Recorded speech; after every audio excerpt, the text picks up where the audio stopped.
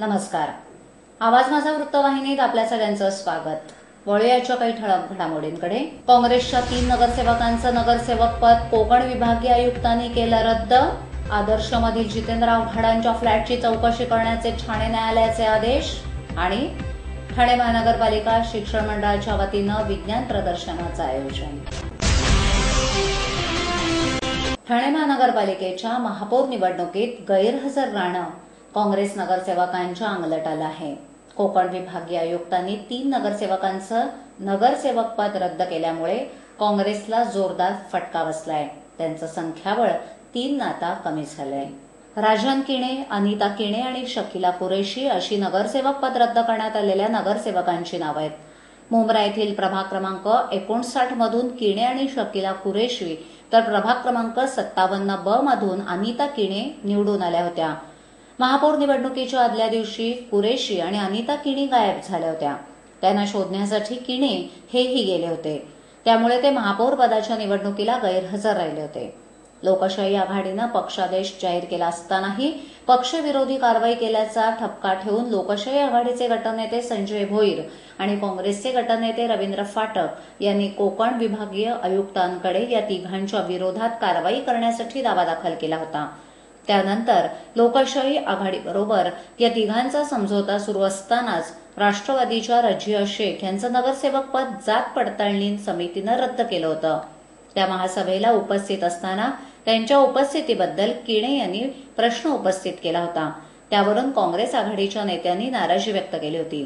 पुन्हा त्यांच्या विरोधात पक्षविरोधी कायद्याअंतर्गत कारवाई करण्याची प्रक्रिया सुरू करण्यात आली. त्याचा निकाल लागला.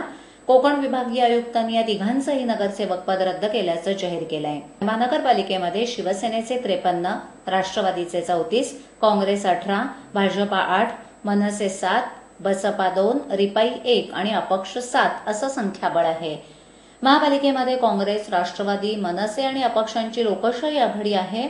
त्यांचं संख्याबळ 65 आहे, तर युतीचं संख्याबळ देखील 65 आहे. या तिघांचे नगरसेवक पद रद्द झाल्यानं काँग्रेसचे संख्याबळ 15वर आलंय. राष्ट्रवादीचे गणेश साळवी यांनी राजीनामा दिला होता. त्यामुळे राष्ट्रवादीची संख्या 33वर आली आहे. त्यामुळे लोकशाही आघाडीकडे सध्या 61 संख्याबळ आहे. 3 नगरसेवकांचं नगरसेवक पद रद्द झाल्याबाबत शहर अध्यक्ष बाळकृष्ण पुर्णेकर यांच्याशी संपर्क होऊ शकला नाही. लोकशाही आघाडीतील हा अंतर्गत प्रश्न असून त्यांच्या मित्रपक्षानंच त्यांचा घात केला अशी प्रतिक्रिया सभागृह नेते नरेश म्हस्के यांनी दिली. नगरसेवक पद रद्द झाल्याबाबत किणे यांच्याशी संपर्क साधण्याचा प्रयत्न केला असता तो होऊ शकला नाही. पक्षाशी गद्दारी केल्याचं फळ किणे दाम्पत्यांना मिळालंय. लोकशाही आघाडीनं त्यांच्यावर विश्वास ठेवला होता, परंतु त्यांनी विश्वासघात केला अशी प्रतिक्रिया राष्ट्रवादीच्या नेत्यांनी व्यक्त केली. कोकण विभागीय आयुक्तांनी दिलेल्या निर्णयाच्या विरोधात मुंबई उच्च न्यायालयात याचिका दाखल करणार असल्याचं काँग्रेसच्या नेत्यांनी सांगितलंय. ठाणे महानगरपालिका शिक्षण मंडळाच्या वतीनं विज्ञान प्रदर्शन 2013-2014चं आयोजन ठाणे शिक्षण मंडळाचे अध्यक्ष सुरेश कडा आणि शिक्षण मंडळ सदस्य यांच्या मार्गदर्शनाखाली ठाणे महानगरपालिका शाळा क्रमांक 44 शास्त्रीनगर इथे भरवण्यात आलं होतं. या प्रदर्शनाचा मुख्य विषय वैज्ञानिक आणि गणितीय नवोपक्रम असून या मुख्य विषयाला अनुसरून कृषी, ऊर्जा, आरोग्य, पर्यावरण आणि संसाधने अशा 5 उपविषयांवर आधारित हे विज्ञान प्रदर्शन होतं. या प्रदर्शनामध्ये 124 महापालिकेच्या शाळा आणि 8 खासगी प्राथमिक शाळा सहभागी झाल्या होत्या. कृत्रिम शेती, वीज बचत, फायरवर्क्स, धरण प्रकल्प, टाकाऊ वस्तूंपासून टिकाऊ वस्तू बनवणं अशा विविध विषयांवर विद्यार्थ्यांनी शिक्षकांच्या मार्गदर्शनाखाली बनवलेले प्रकल्प सादर केले. या प्रदर्शनातील सर्वांचं लक्ष वेधून घेणारा प्रकल्प म्हणजे विद्यार्थ्यांनी लिंबापासून कॅल्क्युलेटर सुरू केला. लिंबातील सायट्रिक ऍसिडपासून ऊर्जा निर्मिती करून हा प्रकल्प सादर करण्यात आला होता. तसंच लिंबापासून वीज निर्मिती करण्यात आली होती.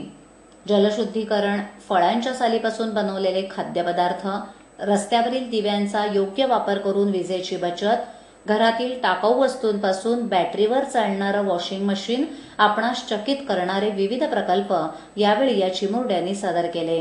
या प्रकल्पाच्या माध्यमातून मोठ्यांना सुद्धा मार्गदर्शक असा संदेश या विद्यार्थ्यांकडून देण्यात आला. बुद्धिमत्ता गरीब, श्रीमंत, ग्रामीण, शहर यावर अवलंबून नसते. या विद्यार्थ्यांमधून उद्याचा वैज्ञानिकही घडू शकतो. अशा प्रदर्शनातून या विद्यार्थ्यांना प्रोत्साहन मिळेल. यासारखे वारंवार उपक्रम राबवून या विद्यार्थ्यांमध्ये वैज्ञानिक दृष्टिकोन निर्माण व्हावा असाच हेतू या वैज्ञानिक प्रदर्शनातून मांडण्यात आला आहे. राष्ट्रवादी काँग्रेसचे प्रदेश कार्याध्यक्ष तसंच कळवा मुंब्र्याचे आमदार जितेंद्र आव्हाड यांनी वादग्रस्त आदर्श सोसायटीतील सदनिकेची माहिती निवडणूक प्रतिज्ञापत्रामध्ये दडवून ठेवल्याप्रकरणी दाखल झालेल्या तक्रारीची ठाणे न्यायालयानं गंभीर दखल घेतली आहे. या प्रकरणी चौकशी करून तातडीनं अहवाल सादर करण्याचे आदेश न्यायालयानं कळवा पोलिसांना दिलेत. या आदेशामुळे आव्हाड आता अडचणीत येण्याची शक्यता वर्तवण्यात येईल. आदर्श सोसायटी प्रकरणात सीबीआयनं मुंबई उच्च न्यायालयात माहिती सादर केली होती. त्यामध्ये आमदार जितेंद्र आव्हाड यांनी आदर्श सोसायटीमध्ये सदनिका घेतली असून त्यासाठी त्यांनी 2004 ते 2009 या कालावधीमध्ये 12 हप्त्यांमध्ये सुमारे 50 लाख रुपये भरले. मात्र 2009 मध्ये कळवा मुंब्रा विधानसभा निवडणूक लढवताना सादर करण्याच्या प्रतिज्ञापत्रात आव्हाडांनी ही माहिती दडवली होती. या प्रकरणी गुन्हा दाखल करण्यात यावा या मागणीसाठी ठाणे न्यायालयामध्ये तक्रार दाखल करण्यात आली होती. त्याचे प्रथम वर्ग न्यायदंडाधिकाऱ्यांसमोर मंगळवारी या अर्जावर सुनावणी झाली. प्रकरणातील संबंधित कागदपत्रांची पाहणी करून चौकशी करावी तसंच या प्रकरणाचा अहवाल लवकरात लवकर सादर करावा असे आदेश न्यायाधीशांनी कळवा पोलिसांना दिलेत. तसंच या प्रकरणाची पुढील सुनावणी येत्या 17 जानेवारीला ठेवण्यात आली आहे अशी माहिती देखील सामाजिक कार्यकर्ते वाटेगावकर यांनी दिली. एमएसईबीच्या वर्कर्स फेडरेशनच्या कर्मचाऱ्यांनी आज ठाण्यातील वागळे येथील विद्युत वितरण कार्यालयासमोर निदर्शनं केली. वरिष्ठ अधिकाऱ्यांकडून होणाऱ्या पिळवणुकीविरोधात ही निदर्शनं करण्यात आली. उपविभाग क्रमांक 18 या वीज वसुली केंद्रावर थकीत 15,81,000 वीज बिल वसूल करून त्यावर मुंब्रा पोलीस स्टेशनमध्ये गुन्हा नोंदवून हे वीज बिल वसुली केंद्र एमएसईबीचे सहाय्यक लेखापाल भोईर यांनी बंद पाडलं. भोईर यांनी वारंवार कार्यकारी अभियंत्यांना यासंबंधी पत्र पाठवलं होतं, परंतु त्यांनी या वीज ग्राहक केंद्रावर कोणत्याही प्रकारची कारवाई न केल्यामुळे सहाय्यक लेखापाल भोईर यांनी ही कारवाई केली. त्याविरुद्ध भोईर यांना निलंबित करण्यात आलं. भोईर यांचं निलंबन मागे घ्यावं यासाठी वरिष्ठ अधिकाऱ्यांच्या या पिळवणुकीला त्रासलेल्या कर्मचाऱ्यांनी आज एमएसईबीच्या कार्यालयासमोर निदर्शनं केली. तसंच मागील महिन्यामध्ये नवरात्र उत्सव चालू असताना कोपरी येथील शिवसेनेच्या नगरसेवकांनी वीज वापरण्याचा प्रयत्न केला, परंतु त्यांचा हा प्रयत्न एमएसईबीच्या कर्मचाऱ्यांनी केला. परंतु स्थानिक नगरसेवक नरेश म्हस्के यांच्याकडून त्यांना मारहाण करण्यात आली. विरोधात वर्कर्स फेडरेशननं नरेश म्हस्के यांच्या विरोधात दखलपत्र गुन्हा नोंदवला. तो राग मनात धरून वर्कर्स फेडरेशनचे उपसचिव बनसोडे यांच्यावर गेल्या 27 तारखेला आरोपपत्र दाखल केलं गेलं. निश्चित करण्यासाठी आम्ही इथे जमलो आहोत. तसंच जर यापुढे आमचे प्रश्न सोडवले नाहीत तर आम्ही साखळी उपोषण करू असा इशारा देखील एमएसईबीच्या वर्कर्स फेडरेशनच्या वतीनं देण्यात आला आहे. ज्या किमतीत सामान्य माणसांची स्वप्नातील गाडी झेन, आय10, मारुती यासारख्या गाड्यांची जेवढी किंमत आहे तेवढीच किंमत आता 1 या नंबरची झाली आहे. आपल्याला जर आपल्या 4 चाकी गाडीसाठी 1 हा नंबर हवा असेल तर त्यासाठी तुम्हाला तब्बल 4 लाख रुपये मोजावे लागणार आहेत. तर दुचाकी गाडीसाठी दुचाकी गाडी एवढीच म्हणजेच 50,000 रुपये एवढी किंमत मोजावी लागणार आहे. ही आहे नंबराची जादू. परंतु यामुळे प्रादेशिक परिवहन ठाणे विभागाला दरवर्षी जवळपास 5 कोटी एवढा फायदा होतो. तर 1 नंबर, 7 नंबर आणि 9 नंबर किंवा नंबरांची बेरीज 9 होईल अशा नंबरांना मोठी मागणी आहे. 9 आकडा हा शुभ मानला जातो. म्हणून तर माझ्या जन्मदिवसाची तारीख आहे म्हणून तो नंबर, तर ज्याची बेरीज 9 होते असे नंबर, तर माझी जुनी गाडी माझ्यासाठी खूप शुभ होती यासाठी माझ्या जुन्या गाडीचा नंबर, तर ज्योतिषानं सांगितलेला शुभ नंबर, तर सगळ्यांच्या लक्षात राहील असा प्रसिद्धी वाढवणारा नंबर आपल्या गाडीला घेण्याची चढाओढ सुरू झाली आहे. ही आकड्यांची आणि नंबरांची जादू सगळीकडेच चालतीये. या सर्व कारणांनी लोक अशा नंबरांसाठी कितीही किंमत मोजण्यास तयार असतात. त्यामध्ये सर्वात महाग नंबर आहे तो 1. आपल्याला जर आपल्या 4 चाकी गाडीसाठी 1 हा नंबर हवा असेल तर तुम्हाला तब्बल 4 लाख रुपये मोजावे लागणार आहेत. जर चालू सिरीज मधला हा नंबर कुणीतरी घेतला असेल तर दुसऱ्या सिरीज मधला म्हणजेच दुचाकी सिरीज मध्ये आपल्याला हा नंबर घ्यायचा असेल तर या नंबरची तिप्पट किंमत म्हणजेच 12 लाख रुपये किंमत मोजावी लागते. कधी कधी 1 या नंबरसाठी 2 किंवा जास्त व्यक्ती इच्छुक असतात. अशावेळी लॉटरी सिस्टीम वापरली जाते.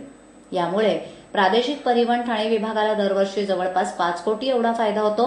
या नंबराच्या जादूमुळे प्रादेशिक परिवहन ठाणे विभागाचा महसूल मात्र वाढतो आहे एवढं मात्र नक्की. आजच्या ठळक घडामोडी शेवटी पुन्हा एकदा काँग्रेसच्या 3 नगरसेवकांचं नगरसेवक पद कोकण विभागीय आयुक्तांनी केलं रद्द. आदर्शमधील जितेंद्रराव घाडांच्या फ्लॅटची चौकशी करण्याचे ठाणे न्यायालयाचे आदेश. आणि ठाणे महानगरपालिका शिक्षण मंडळाच्या वतीनं विज्ञान प्रदर्शनाचं आयोजन. आपल्या विभागातील काही सूचना अथवा समस्या असल्यास त्यांच्यापर्यंत जरूर पोहोचवा. आम्ही तुमचा आवाज नागरिकांपर्यंत नक्की पोहोचवू. आम्हाला संपर्क करण्यासाठी आमचा पत्ता आवाज माझा 103 साईलेक आदर्श नगर समोर कोलघाट रोड ठाणे पश्चिम. आमचा दूरध्वनी क्रमांक 9773503326. तर मग उद्या पुन्हा भेटू याच वेळी याच ठिकाणी काही नवीन घडामोडींसह आवाज माझा वृत्तवाहिनीत. तोपर्यंत नमस्कार.